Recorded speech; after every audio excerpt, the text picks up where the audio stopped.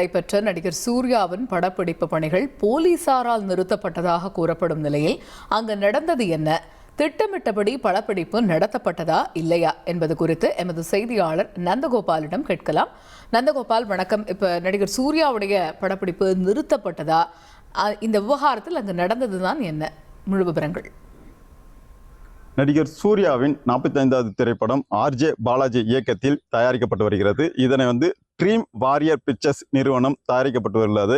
இந்த படப்பிடிப்பானது செங்கல்பட்டு மாவட்டம் திருப்பூர் அருகே வெளிச்சை கிராமத்தில் கடந்த 2 நாட்களாக நடைபெற்று வருகிறது. இந்த படப்பிடிப்பானது இரவு பகலாக தற்போது 2 நாட்களாக நடைபெற்று வரும் சூழலில் நேற்று இரவு இந்த படப்பிடிப்பு நடைபெறும் போது கேளம்பாக்கம் காவல் ஆய்வாளர் வெங்கடேசன் தலைமையில் போலீசார் இந்த படப்பிடிப்பை நிறுத்தப்பட்டுள்ளது. அதாவது முறையான அனுமதி பெறவில்லை என்ற ஒரு புகார் எழுந்துள்ளதாகவும் அதன் அடிப்படையில் காவல்துறையினர் நேரடியாக இரவு நேரத்தில் நள்ளிரவு நேரத்தில் இந்த படப்பிடிப்பானது நிறுத்தப்பட்டுள்ளது.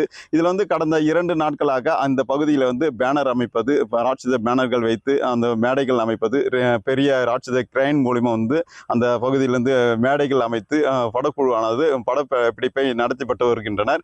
படப்பிடிப்பு முடியும் தருவாயில் இந்த படப்பிடிப்பானது தற்போது நிறுத்தப்பட்டுள்ளது பெரும் பரபரப்பை ஏற்படுத்தியுள்ளது. இந்த பகுதியில் வெளிச்சை கிராமத்தில் உள்ள அந்த ஏரியில் படகு மூலியமாக சவாரி செய்து அதன் மூலம் இந்த பாடல் காட்சியும் இடம்பெறுவது போன்ற காட்சிகளும் படப்பிடிக்கப்பட்டதாக சொல்லப்படுகிறது.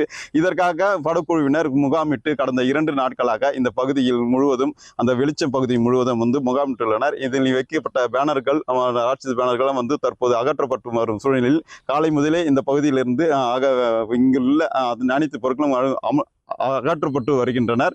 மேலும் இந்த பகுதியில் இடையூறு ஏற்பட்டுள்ளதாகவும் கூறப்பட்டு வரும் நிலையில் இன்று இந்த படப்பிடிப்பு நிறுத்தப்பட்டுவது சினிமா துறையில் பெரும் பரபரப்பை ஏற்படுத்தி வருகிறது. தகவல்களுக்கு நன்றி நந்தகோபால். உங்கள் தந்தி ஒன் தொலைக்காட்சியில்